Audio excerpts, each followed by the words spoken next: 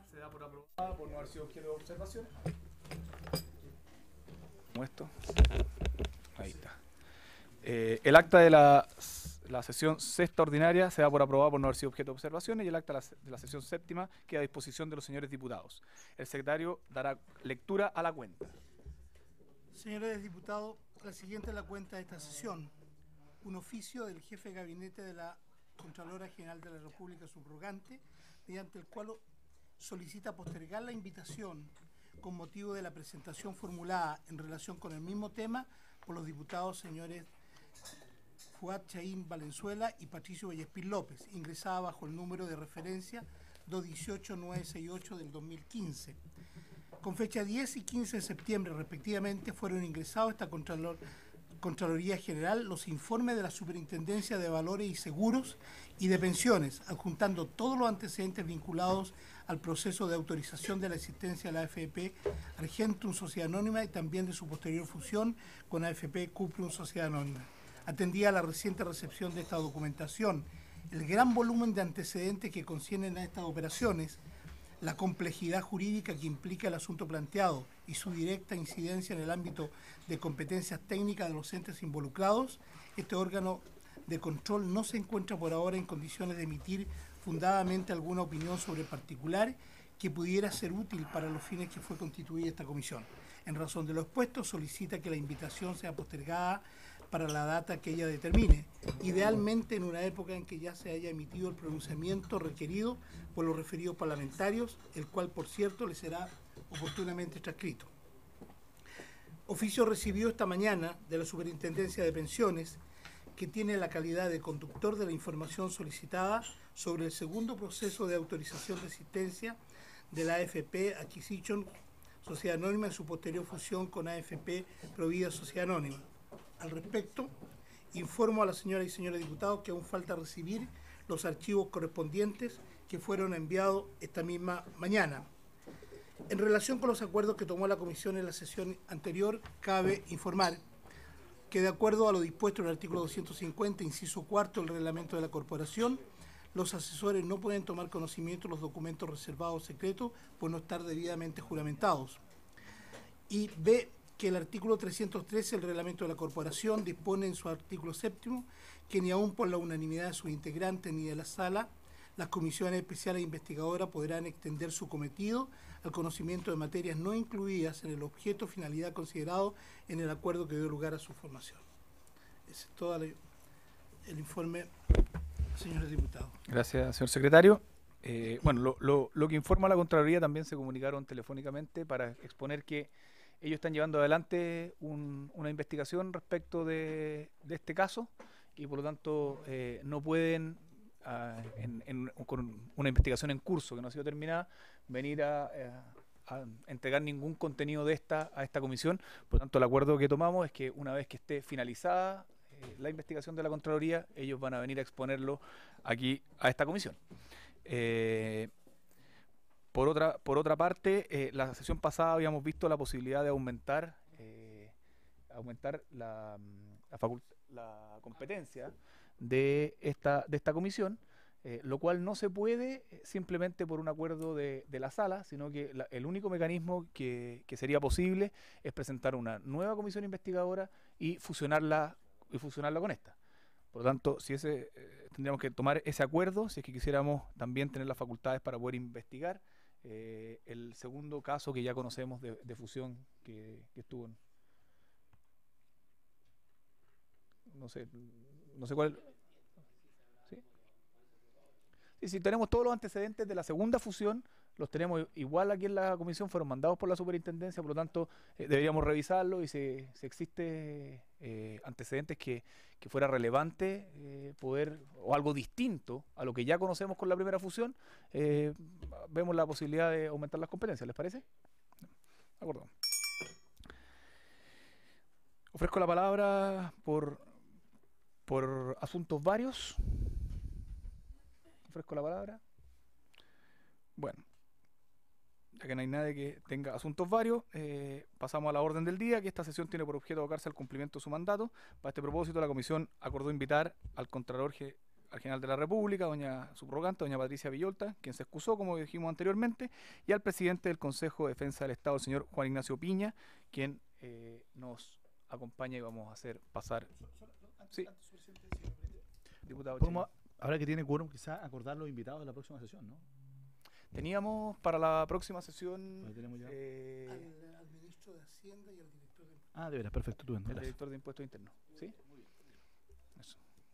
Pero podríamos, sí sería pertinente tener un par de invitados en la banca, en términos futbolísticos, por si alguno de ellos no viniera, para no quedarnos sin sesión. No sé si usted quería proponer algún nombre, diputado Chain. ¿No? Dejemos, les pido que acordemos facultar al presidente para, en caso de que alguno de ellos se excusara, poder ver dentro de los invitados que tenemos pendientes. ¿Les parece? Acordado. Hacemos pasar entonces a nuestro invitado.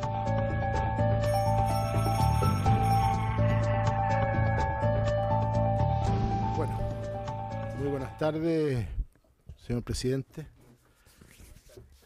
Darle la bienvenida a esta comisión investigadora y le doy la palabra a objeto que nos entregue su impresión respecto al objeto por el cual se creó esta comisión desde la perspectiva del Consejo de Defensa del Estado, ya que la materia en cuestión es a lo menos preocupante. Así que tiene la palabra. Bien, muchísimas gracias, presidente, por la invitación, por la oportunidad de venir a ofrecer, diría yo, una panorámica muy general respecto de las competencias que eventualmente tiene el Consejo de Defensa del Estado en estas materias, que yo creo que es importante clarificarlas, y haciendo presente desde ya que estoy sujeto a una serie de limitaciones, básicamente porque los antecedentes con los que nosotros contamos son los antecedentes propios de la investigación judicial que está llevando a cabo, y por lo tanto desde la perspectiva de nuestra ley orgánica tenemos algunas obligaciones de reserva, sin perjuicio de lo cual, más allá de las obligaciones de reserva, probablemente por la etapa en que se está haciendo análisis de estos antecedentes, no pueda tampoco manifestar una opinión definitiva que el Consejo ha desarrollado a partir de eso. Me voy a explicar en unos minutos. A ver, lo primero desde la perspectiva formal, nosotros, si bien el oficio es de fecha 23 de junio, aproximadamente a mediados de julio recibimos de la Fiscalía de Alta Complejidad, de la Fiscalía Centro Norte, la comunicación de que se estaba llevando adelante una investigación criminal por los hechos eventualmente vinculados a la fusión de la AFP Cuprum y Argentum. A partir de ese momento y en un análisis preliminar, lo primero que constatamos es que en principio las competencias del Consejo de Defensa del Estado estaban limitadas en este caso, básicamente porque las primeras infracciones por las que se inicia la investigación tenían más bien un carácter tributario, eventualmente un carácter tributario, y por lo tanto desde esa perspectiva inmediatamente, sin perjuicio del análisis paralelo que nosotros empezamos a desarrollar, la vertiente tributaria no es de nuestra competencia en virtud de las modificaciones que en su momento se hicieron a nuestra ley orgánica. Es decir, en este momento están alojadas perfectamente en el Servicio de Impuestos Internos respecto de cualquier delito que involucre infracciones tributarias, y nosotros no somos competentes salvo aquellos casos en los que el Servicio de Impuestos Internos requiera especialmente al Consejo de Defensa del Estado, cosa que desde hace bastante tiempo no se hace. Básicamente la gestión de la acción penal tributaria la tiene el propio Servicio de Impuestos Internos, que conforme a las propias reglas que se ha dado para efecto de la persecución de estos delitos, la ejerce. O sea, desde esa perspectiva, en general nosotros en el ámbito tributario no tenemos nada que decir, las competencias están alojadas en el Servicio de Impuestos Internos y solo en la medida que nos requiriera, cosa que hace bastante tiempo que no pasa, nosotros no tenemos injerencia. Y eso es algo que pasa en muchos de los casos bullados que habitualmente me preguntan, ¿y el Consejo dónde está? No está porque no puede estar. Es decir, no. Sin perjuicio de lo anterior, y esto es algo que también ha salido, hay una segunda línea que es donde el Consejo eventualmente sí tendría competencia, que es la que eventualmente podría implicar a funcionarios públicos en la comisión de algún delito en el ejercicio de sus funciones. Es decir, como ustedes saben, la legitimación activa del Consejo de Defensa del Estado es una legitimación activa limitada. Nosotros solo tenemos acción, o sea, solo podemos actuar judicialmente en materia penal si se dan dos supuestos. El primer supuesto es la comisión de delitos por funcionarios en el ejercicio de sus cargos, dos condiciones copulativas, es decir, no se trata de cualquier delito que cometa un funcionario público, sino solo aquellos que cometan el ejercicio de sus cargos, o bien, segunda hipótesis, la de la comisión de delitos que irroguen perjuicios patrimoniales para el fisco. Es decir, y desde esa perspectiva, solo cuando alguna de estas dos hipótesis se satisfacen, nosotros tenemos legitimación activa para intervenir. Por lo tanto, y esto inmediatamente acota la perspectiva con la que el Consejo de Defensa del Estado se aproxima a estos hechos. Es decir, ese es, por así decirlo, el prisma a través del cual nosotros nos vemos forzados a revisar los antecedentes que se conocen. Cualquier otra forma de ilegalidad, cualquier otro delito involucrado, sea de la naturaleza que sea, involucre a particulares o tenga connotación tributaria, en fin, esas quedan fuera. Nosotros solo miramos estos antecedentes con este único filtro. ¿Se satisfacen alguna de estas exigencias o no se satisfacen? Recibimos, por lo tanto, a mediados de julio estos antecedentes y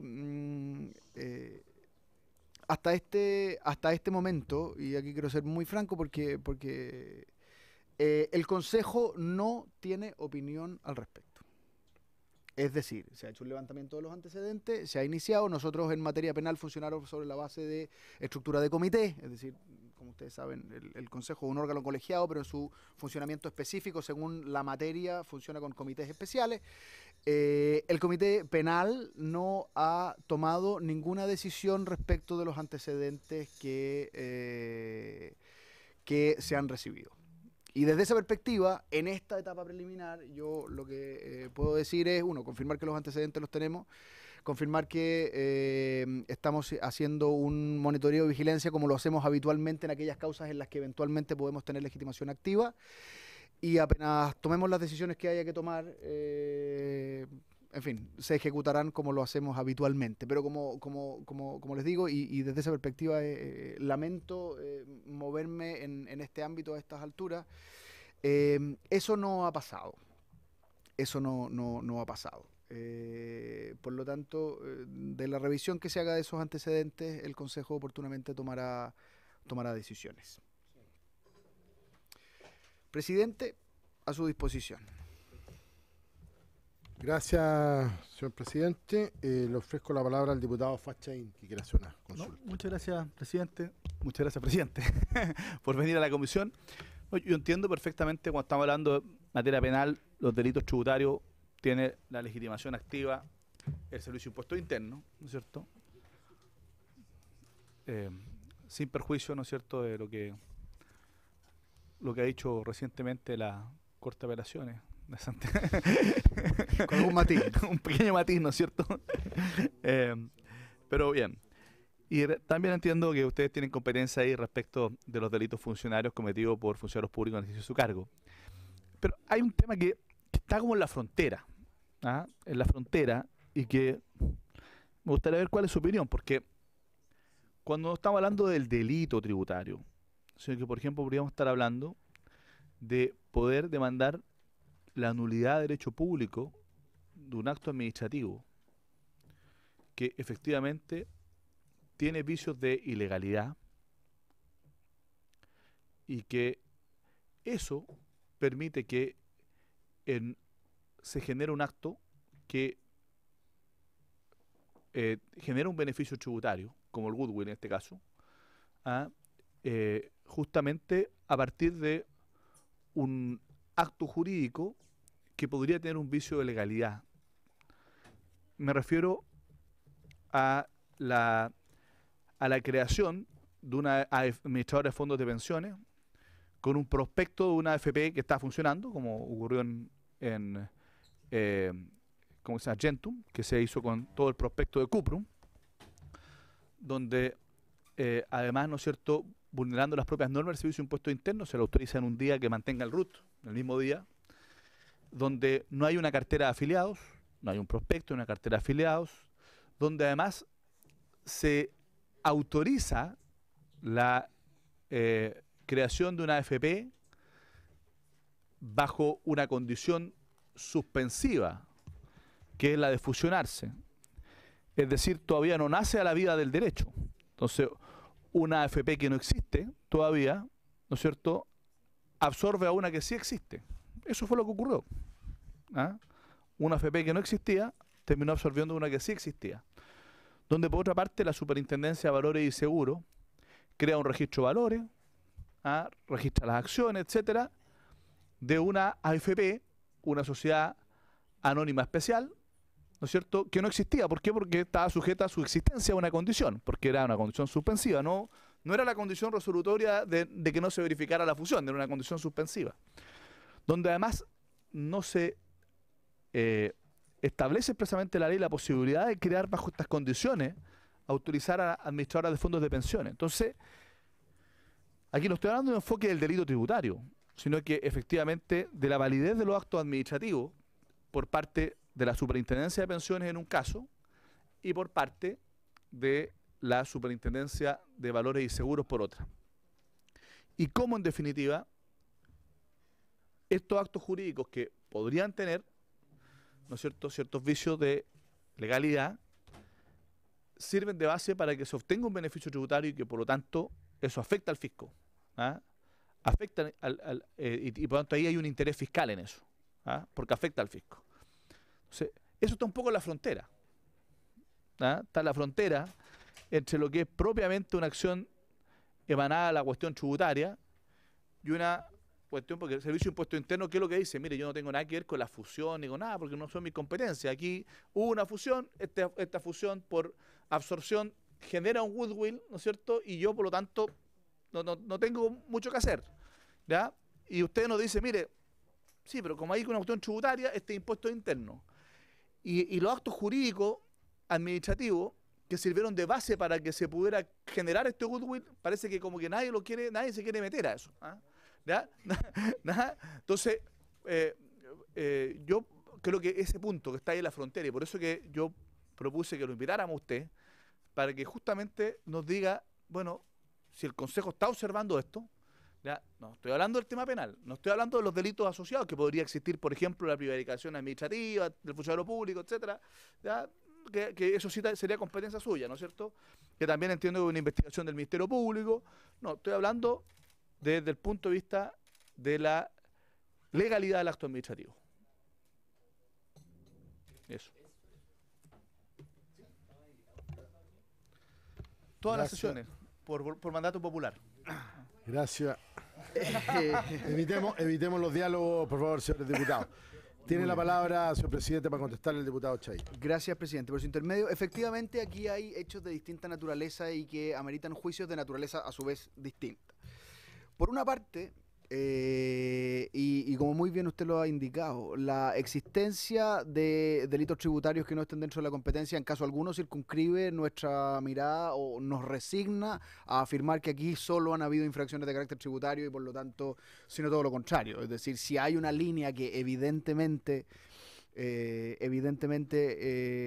debe explorarse, es precisamente una eventual prevaricación administrativa para mantenernos todavía en este primer ámbito de lo penal.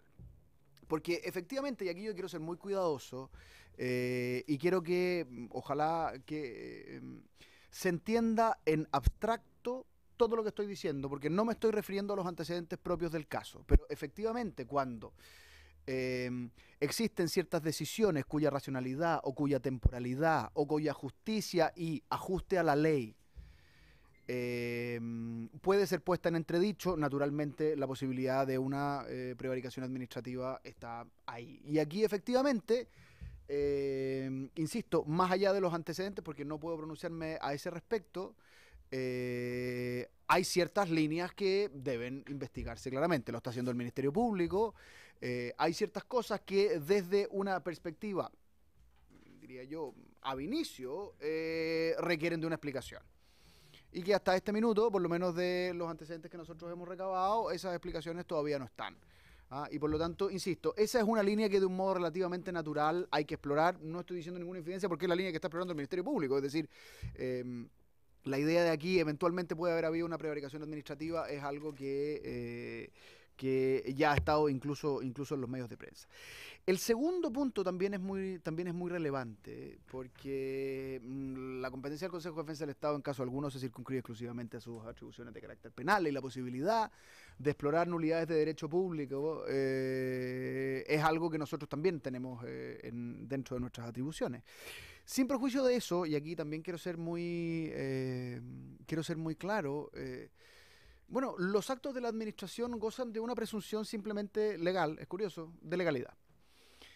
Es decir, y desde esta perspectiva nosotros podemos levantar una serie de aspectos que requieren una cierta explicación, pero ninguno de ellos hasta este momento,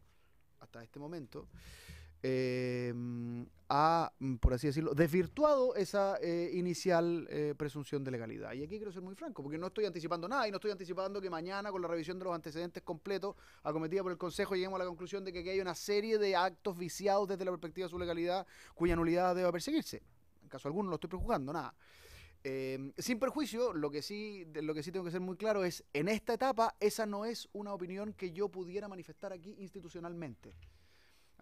Por la etapa de revisión de antecedentes en los que estamos, lo recibimos, insisto, hace un par de meses atrás, básicamente siguiendo la línea penal, y por lo tanto esa es la que hasta este momento nosotros hemos explorado, no descartando en caso alguno ninguna de las otras como las que ustedes aquí mencionan. Y respecto de ellas, nosotros sí tendríamos atribuciones, en la medida, insisto, que encontremos un órgano que nos requiera. Nosotros no circulamos, el Consejo de Defensa del Estado no circula por su operación, indagando respecto de eventuales nulidades que puedan afectar ciertos actos y yéndolas a pescar. Es decir, lo que nosotros necesitamos es que sobre la base de esos antecedentes hubiera un requerimiento si se dieran esos supuestos. Y para eso, insisto, eso es algo que nosotros hacemos todos los días. Pero redondeando la pregunta, insisto, con una dosis de abstracción que yo entiendo que puede resultar un poco irritante para ustedes, pero estoy un poco esclavizado por mis deberes de reserva. Esas son dos líneas perfectamente abiertas, una que ya está explorándose de un modo muy claro, es decir, la arista penal por delitos distintos de los tributarios, es algo en lo que nosotros estamos trabajando, como hacemos siempre que el Ministerio Público cumple prontamente con su obligación de hacernos llegar los antecedentes de aquellas causas en las que eventualmente podemos tener legitimación activa. Esta segunda vía es de nuestra competencia, no está siendo explorada en este minuto, pero no, insisto, porque no ha tenido lugar, no porque no vaya a tener, ni porque esté fuera de nuestras atribuciones. Gracias, presidente. Diputado Nicolás Monkever tiene la palabra. Muchas gracias. Quiero agradecerle, presidente, que haya concurrido a esta sesión, sobre todo entendiendo que en sesiones anteriores funcionarios de igual o incluso inferior rango que el suyo definitivamente no han querido venir. Así que le agradezco su decisión de asistir. Y una pregunta bien particular. Si nos puede explicar en sencillo cómo es la relación que tienen ustedes con la Fiscalía cuando se producen estos casos. Porque cuando la Fiscalía remite los antecedentes al Ministerio Público, lo hace por obligación, lo hace después de ellos haber estimado que ameritaba que ustedes los conozcan, lo hace porque ellos se sostienen de que hay algún antecedente que podría implicar un delito. Ustedes eventualmente podría darse una hipótesis, también en abstracto mi pregunta, de que el Servicio de Impuestos Internos considere que no hay ningún mérito para que aquí se accione penalmente, ni que se deje sin efecto el beneficio tributario, que entiendo que será efectivo de hacerse en la declaración de abril del 2016. Si aquello no existiera, es absolutamente descartable la posibilidad de que exista una acción penal por parte del Consejo de Defensa del Estado. Entonces, en el fondo quiero entender cómo esta comisión debe interpretar en estricto sentido el hecho de que la Fiscalía le haya remitido los antecedentes a ustedes, o es solamente un formalismo al cual está obligado. ¿Qué alcance le tenemos que dar a ese oficio que le mandó la Fiscalía a ustedes? Y lo último, cuando usted dice que el Consejo de Defensa del Estado sencillamente no tiene una opinión hasta ahora respecto al fondo de este tema, si nos pudiese también explicar bien eso lo tenemos que entender como que es algo pendiente o que hasta la fecha no han encontrado razones suficientes para tener una opinión. Gracias. Gracias, diputado. Tiene la palabra. Muchas gracias, presidente, por su intermedio. Yo agradezco mucho la pregunta porque me da la oportunidad de aclarar algunas cosas que creo que es muy relevante que estén arriba de la mesa. La primera de las cuales es nada que agradecer, diputado, al contrario. Forma parte de mi trabajo y siempre en todas las comisiones investigadoras, incluso cuando tengo que venir a decir que no puedo decir nada, vengo. Respecto a la relación con la Fiscalía, efectivamente la Fiscalía tiene la obligación legal, ahí voy a contestar primero en el plano legal y después en el plano operativo. La Fiscalía tiene la obligación legal de remitirnos los antecedentes cada vez que estima que el Consejo, es una obligación que tiene su propia ley orgánica, cada vez que el Consejo puede tener legitimación activa en alguna de estas causas. Es decir, cuando el Ministerio Público se da cuenta que se dan algunos de los supuestos en cuya virtud nosotros tenemos legitimación activa, Comisión de Delitos Funcionarios, por funcionarios públicos en el ejercicio de sus cargos o Comisión de Delitos que generan perjuicio patrimonial para el fisco, tienen la obligación legal de hacernos llegar esos antecedentes. Y la cumple prontamente. Es decir, desde esa perspectiva yo tengo que ser muy claro, a todo lo largo del país, cada vez que en una investigación se dan los supuestos, lo primero que hace el Ministerio Público, y salvo en un número brutal de causas, algunas cosas muy coyunturales que se han dado y más bien por descoordinación, el Ministerio Público cumple prontamente con esa obligación. Yo no puedo sino decir que es muy fluido el intercambio de información del Ministerio Público hacia el Consejo cuando hay delitos funcionarios involucrados, es decir, cuando se trata de la persecución de la corrupción. Eso es lo primero.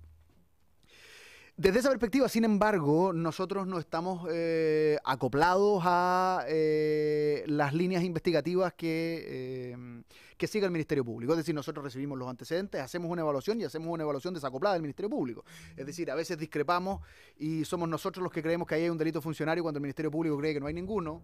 O a la inversa, nosotros no vemos un delito cuando el Ministerio Público también lo hace. No es, lo común es que en general vamos alineados, pero este desacoplamiento institucional también se traduce en que a veces nos separamos y tenemos descripciones y tenemos discrepancias respecto de cómo seguir las determinadas causas, respecto de cuándo hay antecedentes suficientes para proceder a la formalización de la investigación, en fin. Desde esa perspectiva, somos dos instituciones autónomas que si bien la gran mayoría de las veces vamos alineadas, no es raro que nos desacoplemos también. Y desde esa perspectiva, yo creo que aquí hay un punto que es relevante. Respecto de las específicas infracciones tributarias, es decir, si usted me dice, mire, si aquí hay un delito tributario y el Servicio de Impuestos Internos en sus procesos autónomos decide no presentar una querella por esos servicios y nosotros no encontramos ningún otro delito que nos legitima activamente, la respuesta es sí, no tenemos nada que hacer ahí. Por eso nosotros habitualmente cuando usamos este prisma buscamos si se dan los supuestos de nuestra legitimación activa, porque sabemos que en nuestro sistema la administración de la acción penal tributaria está entregada al Servicio de Impuestos Internos. Y por lo tanto, si ese es el único delito del que estamos hablando, efectivamente el Servicio de Impuestos Internos, por su propia estructura institucional, opera como un bloqueo para nosotros. Lo que no es criticable, es decir, lo que no es una cosa exótica ni algo que no se haya visto, tiene una cierta lógica, históricamente ha tenido buenos funcionamientos sin perjuicio de algunos juicios que se pueden hacer coyunturales en determinados casos. Pero sin perjuicio de lo anterior y contestando muy directamente, la opinión del Consejo está pendiente en el sentido más puro de la palabra. Es decir, no es que hayamos revisado los antecedentes y no hayamos llegado a una conclusión. Es que no hemos terminado de revisar los antecedentes. Por lo tanto, sí, la respuesta está pendiente, abierta, naturalmente, a que nosotros lleguemos a la conclusión de que aquí hay supuestos de legitimación activa o que no los hay, pero en cualquiera de esos dos escenarios la respuesta es eso es algo que tiene que suceder todavía. No es que haya habido una definición tibia, sino que no ha seguido, mire, aquí le puedo hacer hasta una infidencia, viene para el próximo comité. Es decir, ya está llegando a las etapas donde son los propios consejeros los que hacen un análisis los que hacen una revisión del análisis que propone la respectiva Procuraduría Fiscal, en este caso la Procuraduría Fiscal de Santiago. Gracias, presidente. Bueno, me voy a dar la palabra. Quiero hacer dos consultas. Si bien tenemos claro la explicación que nos ha dado respecto a la reserva que debe guardar, dado que está en análisis o en proceso por parte del Consejo de Defensa del Estado, la información entregada por la Fiscalía de Delitos de Alta Complejidad, quisiera hacer la pregunta siguiente. Ustedes últimamente, no a partir del oficio, sino que con posterioridad, ¿han recibido nuevos antecedentes por parte de la Fiscalía respecto al avance de la investigación por parte de ellos? Porque uno fue lo que usted informó a través del oficio del mes de junio-julio, entiendo. Y por otro lado, si el Servicio de Impuestos Internos ha tomado o se ha acercado a usted para ver la posibilidad de iniciar alguna acción legal, dado que aparentemente, y digo aparentemente, habría en el proceso de fusión pérdida patrimonial, o sea, es decir, el no ingreso de cifras bastante abultadas al erario nacional producto del no pago de impuestos. Y finalmente, don Juan Ignacio, y esto también, sin obviamente entrar al fondo y al problema de la reserva que usted como Consejo de Defensa del Estado tienen, a su juicio, ¿cuáles serían, si es que, cuáles serían las consecuencias penales en el caso de determinarse la existencia de algún delito de carácter tributario por el hecho de no pago al erario nacional o detrimento del erario nacional por parte de este proceso de fusión que es causa de investigación de esta comisión? Gracias.